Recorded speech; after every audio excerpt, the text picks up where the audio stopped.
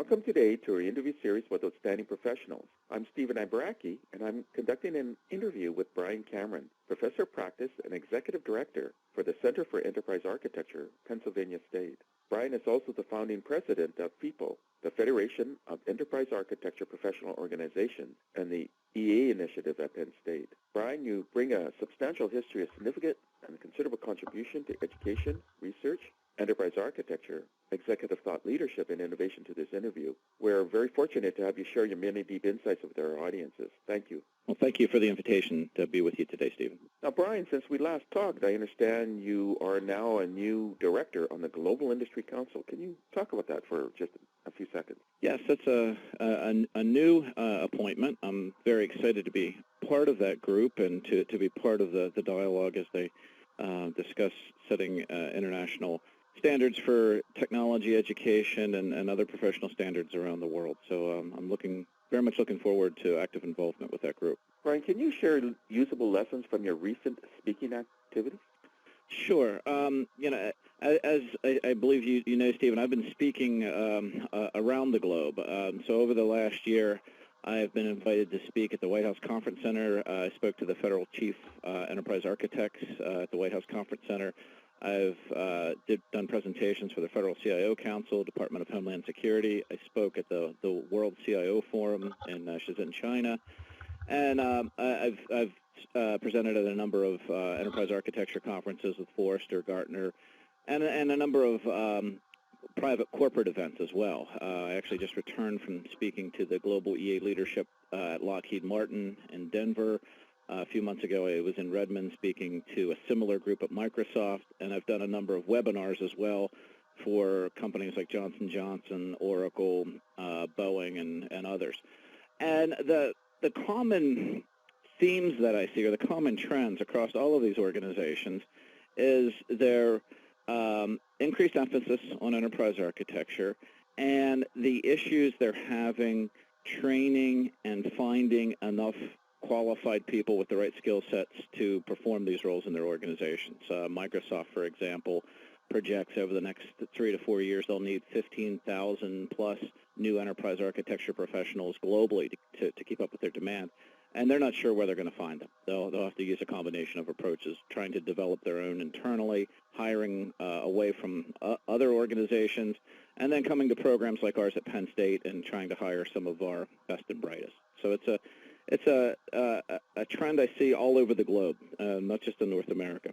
So, Brian, what do you hope to achieve in your upcoming work? Over the next year, I hope to, through the efforts within our Center for Enterprise Architecture and the efforts within the Federation of Enterprise Architecture Professional Organizations, we hope to continue the evolution of enterprise architecture into, quote, a real profession. Someday, if we're successful, enterprise architecture will be more of a mainstream academic discipline. It will be thought of more and on par with established professions such as accounting and engineering. And we've got a lot of work to do. And I think we've got some very concrete initiatives planned for the next 1 to 2 years that will be significant steps towards that goal. What is the current state of FEAPO and then your plans for 2012 and 2013? Well, as I just mentioned, we have a number of major initiatives planned for the next 1 to 2 years within FEAPO that we feel are major steps towards the goal of the continued evolution of enterprise architecture into, as I said, a quote, a real profession. So some of these major initiatives. Well, number one, the FEAPO organization continues to gain momentum. We have over 20 member organizations now from around the globe. And we have a very unique community that we're building and a good rapport and trust between our member organizations.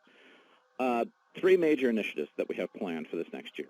One is an EA perspective paper. It's really a definitional document for enterprise architecture that will serve as the new entry for enterprise architecture in Wikipedia. FEAPO is taking over the editorship for the EA entry in Wikipedia.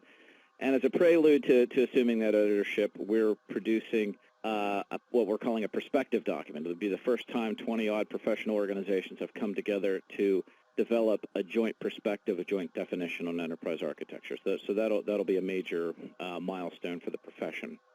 Second initiative, we've heard from organizations from around the globe about the need for guidance on developing internal career paths for enterprise architecture. Right now, there is no real guidance, and organizations are in the process of setting up their career paths, and the career paths, frankly, are all over the board. So we're coming up with a common career path structure that, again, these 20 professional organizations that are part of FEAPO will develop and eventually ratify, and this will be a huge step forward in that this is the first time that a group of this nature has gotten together to develop and ratify a career path structure for the field.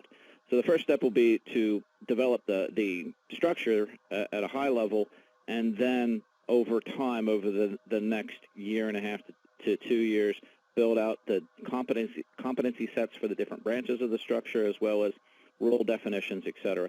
And I've been getting inquiries from around the globe about this. I just talked with Tata Consulting, Johnson & Johnson, and a number of other organizations. So the time is right for this, and again, we're getting tremendous interest in this initiative.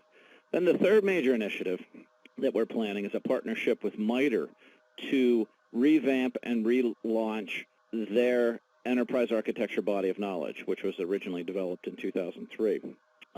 Again, this will be a substantial international effort, which will be linked to the career path effort, and will also provide a mechanism through FEAPO to link this BOC project with all of the other EA-related BOCs that are out there. The data architecture groups have their BOCs, business architecture groups have their BOCs, et cetera. And through this effort, we will be coordinating those BOCs and having communication and handoffs between the different BOCs. So, for example, the MITRE BOC is viewed as being the central BOC in this field, and we will coordinate with the DAMA organization to discuss how deep we go with the data architecture topics in the MITRE BOC, and at what point we then pass off, link over to the DAMA BOC, where they drill down much more deeply in data architecture. So this is a needed coordination, and again, another important milestone in the evolution of the profession. Outside of the university, what do you have planned for 2012 and 13, and how will the audience benefit? There's a number of interesting initiatives planned over the next year through the university and outside of the university. Most recently, I've been talking with governments in different parts of the world, and in particular Kazakhstan, about their budding enterprise architecture efforts, and providing some initial advice, consulting on aspects they might want to consider as they make the business case for enterprise architecture and as they structure their enterprise architecture programs. So it's very interesting for me to see the tremendous interest in enterprise architecture from all parts of the world, from developing nations in all corners of the globe and all types of organizations. It's a topic whose time has definitely come. What do you have planned in your executive program? We have an executive education partnership with Gartner, and we have a program that we've been doing for several years under the banner of Enterprise Transformation and Integration. It's a unique program in the marketplace, and it's targeted at senior-level executives and talks about enterprise transformational issues, and parts of it focus on the use of enterprise architecture as an enterprise transformational tool. It's been very well received. The next offering is the beginning of December. We're also in discussions with other analyst firms, Forrester and Cutter in particular, about possible executive education collaborations. How is this work at Pennsylvania State unique and clearly differentiated? I believe that our Enterprise Architecture Initiative and our Center for Enterprise Architecture are unique globally for many reasons. First and foremost, the large advisory group that we've assembled. We have a who's who's list of organizations from around the world, from many different industries, public and private, and the process by which our programs have been developed in conjunction with this group is unique. I've not seen it done at any other institution. so as a result, I can confidently say our programs are very much in tune with the needs of government and industry, and will continue to be so through the active participation of this advisory group. So I believe that not only are we on the leading edge through the efforts of FEAPO as well, we're actually driving the evolution of this profession. So it's a fun place to be, a very interesting point in history in the development of the profession, and I believe our initiatives are playing increasingly a major role in the evolution of the profession. Since we last talked, do you have any additional stories to share from your work? I think if I would share any story or anything that I might find surprising or amazing, is the tremendous interest that I'm getting in the topic of enterprise architecture from organizations of all types from around the globe. And I've mentioned this before, but it's really interesting and for me to see developing nations that are embracing enterprise architecture as a transformational tool as they develop their corporations and government agencies, et cetera. Small and mid-sized organizations that you might not normally think of as needing enterprise architecture are looking at establishing enterprise architecture teams. They might be small, but they're in the process of establishing these teams now. So it's just amazing to see the tremendous interest, especially in the last few years, in this area from all corners of the globe. Brian, you choose the areas. Provide your top predictions for 2013 and their implications and opportunities. I think one of my top predictions would be, I'll give you two.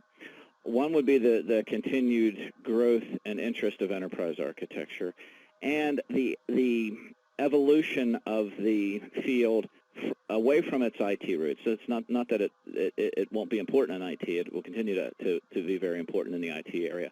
But the impact of enterprise architecture will not be limited any longer just to the IT area.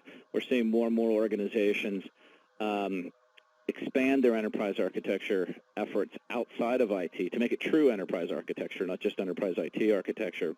And as a result, what we're starting to hear in different organizations, I haven't seen anybody do this yet, but if we make enterprise architecture true enterprise architecture, a true analysis and design across all areas of the organization, then the next logical question is, where should enterprise architecture sit long-term? Should it continue to sit under IT, as it does in most organizations, under the CIO, or should it sit under something such as strategic planning, which seems to make sense to me and many other people in our center?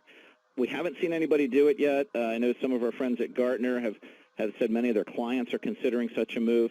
And when that move occurs, it will require, I believe, a new breed of enterprise architecture professionals.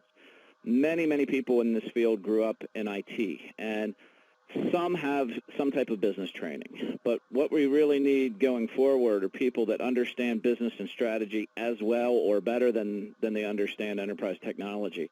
And those people are in very short supply today. There's just not that many of them out there, but that's the new generation, so to speak, that we really need to progress this profession. Also, another prediction would be that as this evolution occurs, and as we put more functions into the cloud, outsource more functions, et cetera, the role of the CIO will be more about strategy and architecting and planning. And I think we're going to see more and more of a convergence between the role of the chief architect and the CIO globally, and I think we're starting to see that today. Now, if you were doing this interview, are there any additional questions that you would ask, and then what would be your answers? The only other question I might ask is, what are the greatest impediments that I see to the continued maturity and evolution of enterprise architecture as a profession? And the answer to that question would be, I see a few factors that could be impediments to the continued evolution. One, and I hear this from organization after organization, is the difficulty in finding people needed for this broader vision of enterprise architecture. As I said, we have a lot of people that grew up in technical roles, and frankly, many of these people that have been in a technical role for many, many years oftentimes can't make that transition into a more strategic role. So oftentimes, promoting within or trying to retrain or educate from within hasn't been successful for many organizations. You will find some people that can make that transition, but many times people can't. So then finding people from the outside, developing this new generation that I spoke of is, I believe, and I hear this from organization after organization, one of the greatest challenges facing this field today, to help it evolve from its IT roots. So that's one potential impediment. Another, I think, is that, and FEAPO, I believe, over time is going to help with this. The field is very fragmented. There's many different certifications, standard-setting groups, et cetera, no one clear leader yet.